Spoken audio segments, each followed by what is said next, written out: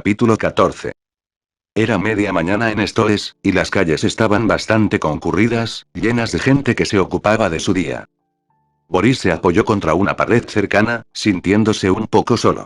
No era una sensación a la que estuviera acostumbrado, pero hacer que todos tus compañeros de escuadrón desaparezcan sin previo aviso te hará eso. Habían pasado unos días y todavía no había señales de Jean, Marco, Bertolt, Annie, Marlowe o Itch. Con la desaparición inesperada de 4 nuevos reclutas y otros 2 ayudando a otra rama de las Fuerzas Armadas en una misión de rescate, los parlamentarios veteranos de repente se vieron obligados a hacer su trabajo por una vez. A Boris no le agradaban mucho, pero fueron bastante amables con él, muy probablemente agradecidos de que al menos no se hubiera escapado. En cuanto a lo que les había pasado a los otros reclutas, Boris no había podido obtener ninguna respuesta. Cada pregunta que hacía a sus superiores era recibida con un silencio sepulcral, y no estaba seguro si era porque no querían decírselo o porque tampoco sabían. Boris notó un periódico desechado tirado a unos metros de distancia. Ligeramente curioso, Boris se acercó y lo recogió. Empezó a hojear la primera página y se congeló cuando se dio cuenta de lo que estaba hablando. Ayer por la mañana, los residentes de la región suroeste de Walrose se despertaron con una vista extraña y alarmante. El titán colosal había reaparecido, a poca distancia del castillo abandonado de Ugar. Los ojos de Boris se agrandaron. El titán colosal apareció de nuevo. El cuerpo de inspección había estado realizando una carrera de práctica para su próxima misión fuera de las murallas cuando varios de los escuadrones más nuevos fueron emboscados por el titán colosal. Afortunadamente, varios escuadrones de veteranos aparecieron poco después y pudieron luchar contra el titán colosal. Sin embargo, el titán volvió a desaparecer y hubo algunas bajas. Bueno, supongo que son buenas noticias, pero suena bastante vago. Esta fue la historia dada por Survey Corp, pero algunos creen que pueden estar ocultando algo, ya que los testigos de las aldeas cercanas declararon que habían visto varios destellos de luz alrededor del colosal titán, y Survey Corp no ofreció ninguna información o explicación para ellos. Boris frunció el ceño. Entonces, ¿hay algo más en marcha? Pero, ¿qué es esto? Survey Corp estaba buscando a Jean, Marco y los demás, me pregunto, ¿se vieron atrapados en eso? Mencionó que hubo pocas víctimas. Boris miró a su alrededor y notó que varias personas en la calle sostenían el periódico, muchas de ellas hablando entre ellas nerviosamente sobre las noticias. Boris suspiró. ¿Qué diablos está pasando? Los ojos de Reiner se abrieron de golpe y notó de inmediato que algo era diferente. Después de ser capturado, Reiner había perdido rápidamente la noción del tiempo. Supuso que debían haber sido algunas semanas, pero no tenía forma de verificarlo, y el aislamiento, junto con su completa impotencia, realmente comenzaban a afectarlo. Después de su interrogatorio inicial, Erwin y los demás lo habían dejado solo, aparte de algunos guardias que lo vigilaban. Los guardias eran implacables y no se habían arriesgado. Nunca quitaron las bandas de hierro que cubrían sus 4 muñones, lo que impedía que sus extremidades volvieran a crecer, y cualquier intento por parte de él de pedir que le devolvieran una sola de sus extremidades siempre se encontraba con una risa burlona o un silencio frío. Como resultado, Reiner no pudo hacer nada. Tuvo que ser alimentado con cuchara, lo que le pareció humillante, pero aprendió a aceptarlo, ya que sus intentos de rechazar la comida lo habían llevado a varias palizas. De vez en cuando le echaban un balde de agua fría, que era lo más cerca que estaba de bañarse. Y ya ni siquiera podía hacer sus necesidades con dignidad, ya que se negaron a dejarlo salir de la celda, y simplemente habían cavado un pequeño agujero debajo de él donde podía aliviar los desechos corporales. En general, Reiner estaba asustado, cansado y miserable. Una parte de él estaba enojado porque les había dado a los demonios de la isla cualquier información durante esos pocos momentos de debilidad, pero sus intentos de ira justificada siempre se desvanecían cuando recordaba el rostro de Eren. Y lentamente se había dado cuenta de cuán completamente había sido derrotado. Eren sabía, posiblemente desde hace años, que él era el responsable de la muerte de su madre. Y, sin embargo, no había mostrado ningún signo de ira, ningún signo de odio, ningún signo de buscar venganza. En cambio, simplemente esperó su momento, esperando el momento adecuado para atacar. Reiner sabía que todo había terminado para él. Todo lo que podía esperar era que los demás, Annie y Bertolt, estuvieran bien.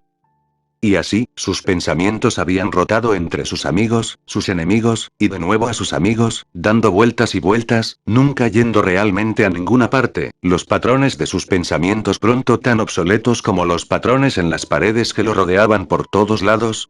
Pero hoy, algo era diferente. Se dio cuenta de inmediato de que estaba en un lugar diferente, ya que al principio no podía ver ninguna pared y la luz era muy tenue. Reiner tragó saliva con nerviosismo. ¿Dónde estoy? Su voz estaba ronca por falta de uso. Un momento después, Erwin salió de las sombras y se paró frente al guerrero derrotado. Erwin miró a Reiner con expresión solemne.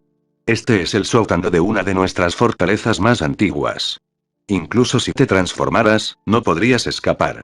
Aunque dudo que puedas transformarte en tu condición actual. Reiner lo miró con aprensión. ¿Qué quieres? Fue entonces cuando se dio cuenta de que no estaban solos. La cámara en la que se encontraban era bastante grande y, a lo largo de la pared trasera del otro lado, Reiner pudo ver a varias personas en fila observándolo. No los reconoció a todos, pero una cara se destacó entre todos. Reiner susurró. Eren y Erwin hizo una mueca. Le complacería saber que sus camaradas, Annie y Bertolt, escaparon. No pudimos capturarlos y huyeron al territorio de Walmaria. Reiner abrió mucho los ojos. Están a salvo. Erwin asintió brevemente. Por ahora. Su expresión se volvió grave. Reiner Braun. Eres culpable de crímenes contra la humanidad y de crímenes contra la gente de los muros. Tus acciones han provocado la muerte de cientos de miles y el sufrimiento de cientos de miles más. Por esto, expiarás, de la única manera posible.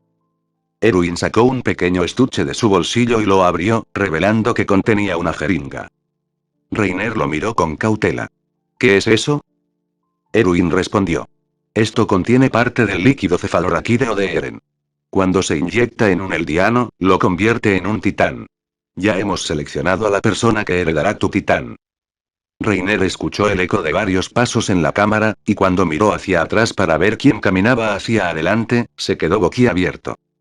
Krista. ¿Qué? Porque ella fue elegida no es de tu incumbencia. Erwin intervino.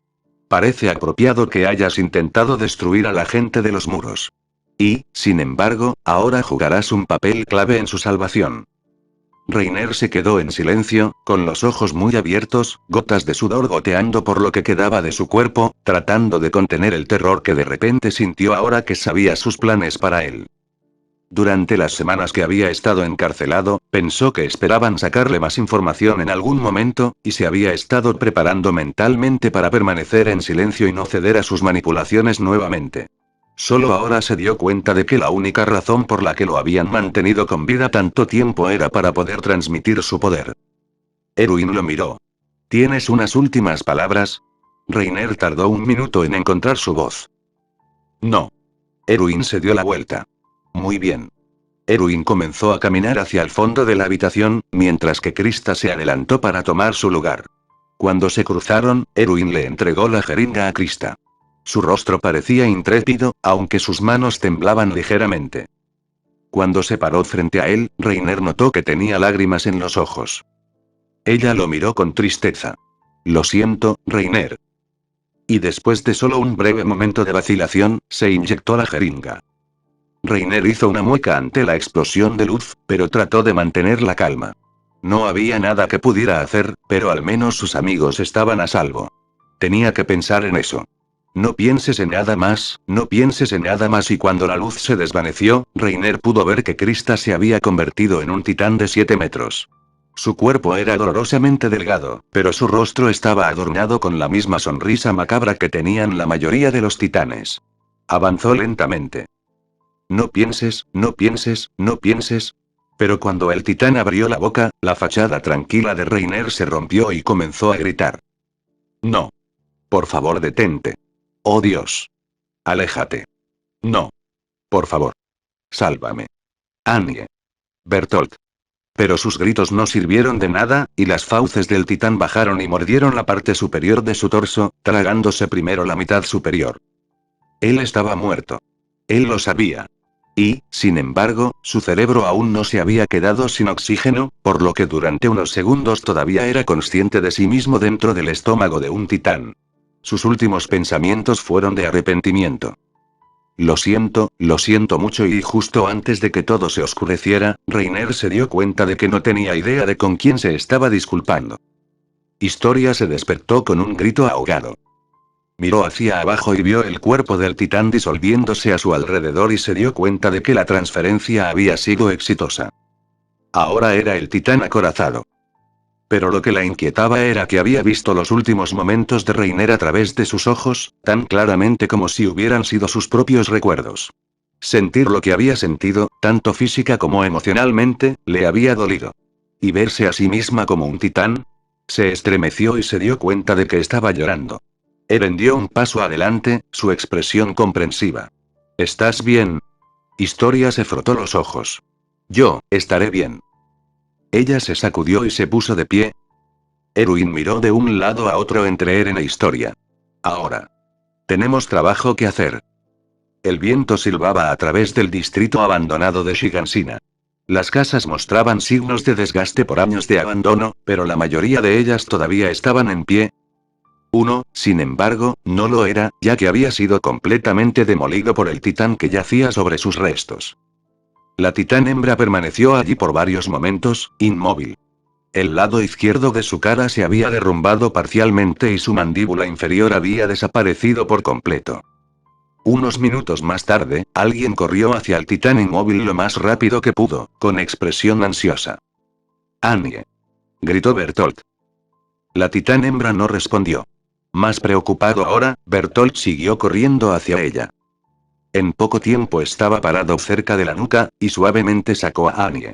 Solo estaba semiconsciente, con algunas hebras de carne aún unidas a su titán. Bertolt se los quitó suavemente.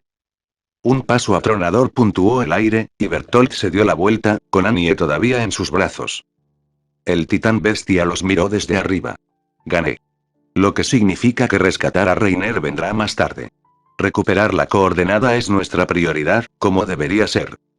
Bertolt frunció el ceño con enfado, pero no dijo nada.